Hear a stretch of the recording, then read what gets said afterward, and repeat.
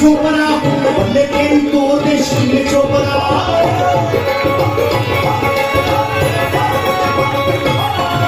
सड़के हुए सरदारा सड़के हुए सरदारा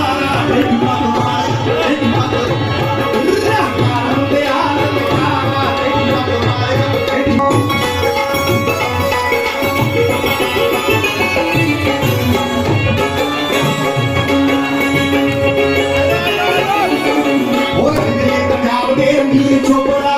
बल्ले तेरी तोड़ दे शील चोपड़ा वो किले वाली चुप्पी की